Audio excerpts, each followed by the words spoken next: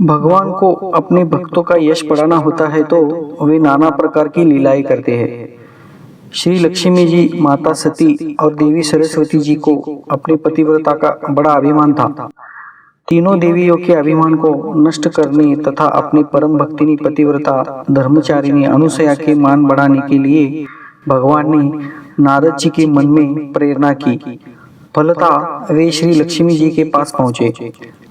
नारद जी को देखकर लक्ष्मी जी का मुख कमल के समान खिल उठा। लक्ष्मी जी ने कहा, आइए नारद जी, आप तो बहुत दिनों बाद आए, कहिए क्या हाल है। नारद जी बोले, माता क्या बताऊं, कुछ बताते नहीं बनता। अब की बार मैं घूमता हुआ चित्रकूट की ओर चला गया। वहां मैं महर्षि अत्रि के आश्रम पर पहुंचा। माता, मैं तो महर्षि की पत्नी अनुसुया जी के दर्शन करके कृतार्थ हो गया। तीनों लोकों में उनके समान कोई भी पतिव्रता स्त्री नहीं है। लक्ष्मी जी को नारद जी की बात पर आश्चर्य हुआ। उन्होंने पूछा, नारद, क्या वह मुझसे भी बढ़कर पतिव्रता है? नारद जी ने कहा, माता, आप ही नहीं, तीनों लोकों में कोई भी स्त्री सती अनुसया की तुलना में किसी भी गिनती में नहीं है। इसी प्रकार देवर्षि नारद ने माता पार्वती एवं माता सरस्वती के पास जाकर उनके मन में भी सती अनुसया के प्रति यही भाव जगा दिया। अंत में तीनों देवियों ने त्रिदेवों से हट करके उन्हें सती अनुसया के सतीत्व की परीक्षा लेने के लिए आग्रह किया। विशेष आग्रह पर ब्रह्मा, विष्णु और महेश ने सती अनुसया के सतीत्व और ब्रह्म शक्ति की परख करने की सोची। जब अत्रि ऋषि आश्रम से कहीं बाहर गए थे, तब ब्रह्मा, विष्णु और महेश अतिथि के स्वरूप में अत्रि ऋषि के आश्रम में पहुंचे और भिक्षा मांगने लगे।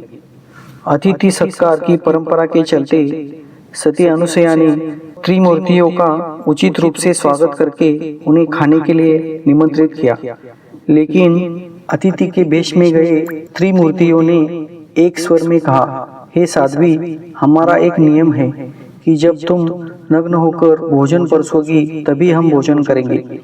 यह सुनकर सती अनुसया सोच में पड़ गई। उन्होंने ध्यान लगाकर देखा तो सारा रहस्य उनके समझ में आ गया। वे बोली, मैं आप लोगों को विवस्त्र होकर आतिथ्य करूंगी। यदि मैं सच्ची पतिव्रता हूँ और मैंने कभी भी काम भाव से किसी पर पुरुष का चिंतन नहीं किया हो तो आप तीनों 6 माह के बच्चे बन जाए।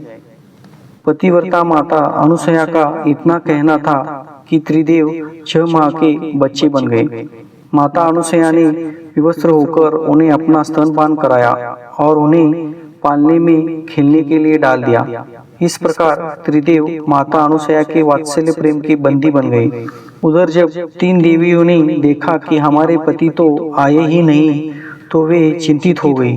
अंततः तीनों देवियां अपने पतियों का पता लगाने के लिए चित्रकूट गई। संयोग से वही नारद जी से उनकी भेंट हो गई। त्रिदेवियों ने उनसे अपने पतियों के बारे में पूछा। नारद जी ने कहा कि वे लोग तो आश्रम में बालक बनकर खेल रहे हैं। तब त्रिदेवियों ने अनुसया जी के आश्रम में प्रवेश करने की आज्ञा मांगी। अनुसया जी ने उनसे उनका परिचय पूछा। त्रिदेवियों ने कहा, माता जी, हम तो आपकी बहुएं हैं, आप हमें क्षमा कर दे और हमारे पतियों को लौटा दे। अनुसया जी का हृदय द्रवित हो गया। उन्होंने बच्चों पर जल छिड़ककर उन्हें उनका पूर्व रूप प्रदान किया और अंततः उन त्रिदेवों की पूजा स्तुति की। त्रिदेवों ने प्रसन्न होकर अपने अपने अंशों से अनुसया के यहाँ पुत्र रूप में प्रकट होने का वरदान दिया। इस प्रकार त्रिदेवों के अंश के रूप में दत्तात्रेय का जन्म हुआ। दोस्तों, अगर आपको यह वीडियो अच्छा लगा तो लाइक कीजिए, चैनल को सब्सक्राइब कीजिए और नीचे दिए गए बेल आइकन को प्रेस कीजिए ताकि आने वाली नई वीडियो की आपको जानकारी मिल सके।